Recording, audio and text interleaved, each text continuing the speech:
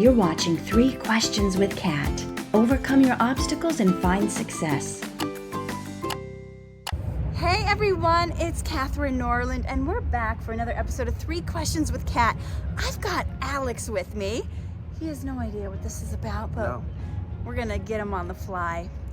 Alex, what do you think stops people from having success? I think fear of failure is probably the biggest thing. I know personally I've not tried certain things because it's like I have such a thing against like not doing it well enough because I hold myself to such a high standard. But I think that's like the main thing, keeping people back. So you say you hold yourself to a high standard.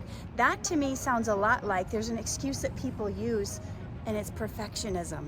And they say, oh, I don't want to put it out till I get it right. But really, if you peel back the layers underneath that, there's some fear. Yeah. So for you, what do you think it is that you're afraid of not getting right or not doing it particularly well? What do you think is going to happen if you don't do it right? It's not even like judgment from others. I always think that, we're our worst critic ourselves. And I think if I'm to fail at something, I'm going to keep thinking about it in the future. And it's like, man, if I had done that a different way, I could have been better at it. And that's kind of what holds me back personally. And I think that applies to a lot of people. Yeah, there's a great quote from Zig Ziglar. I don't know if you ever heard it, but it says, you don't have to be great to start, but you have to start to be great. Yeah, that's the big thing. Procrastinating, that's a huge part of it as well, like you never start, you closed mouths don't eat, right? Yeah, so I think for those of you watching, if that's your issue, just know nobody does it great the first time out. Every person who's ever done any sport or any art, it's always going to suck a little at first. I had to write 500 bad poems before I started writing good poems. So sometimes it's just the practice of it. So the second question is, how do you overcome obstacles? Like, you got stuff standing in the way between you and your dreams and goals. What is your take on how you get through those and over those? I think persistence is the thing that helps the most. It kind of goes in direct contradiction to the first statement, but as soon as you can break through that like fear of failure, I think keeping at it, when you fall back down, you got to get back up, that sort of thing, So you said persistence is really the answer to both getting past the fear and to overcoming the obstacles. How do you do that? How do you remain persistent? I think positive self-talk is one thing, like really like, I can do this, I've done this before and I can keep doing it. A lot of people put themselves down in their own head.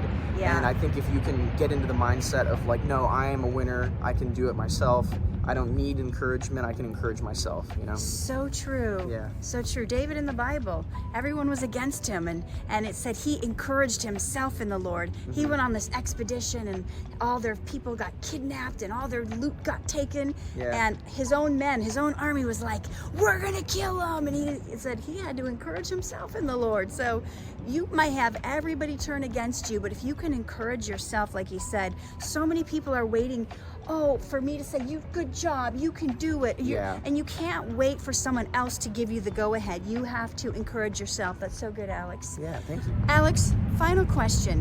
What do you wish you would have known 5 years ago? I think probably where I am today, if you could like look forward through the looking glass, like, oh, that's where I'm gonna be. I wish I had put more thought into this certain thing or that certain thing. And obviously, I'm sure we all wish we had a time machine.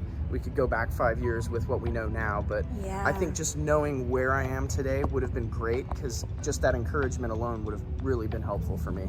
So basically, if I'm going to dissect what you're saying a little bit, is if you had known you would have this level of success 5 years ago, you would have prepared for it more. Yeah. So this is a note to those of you watching.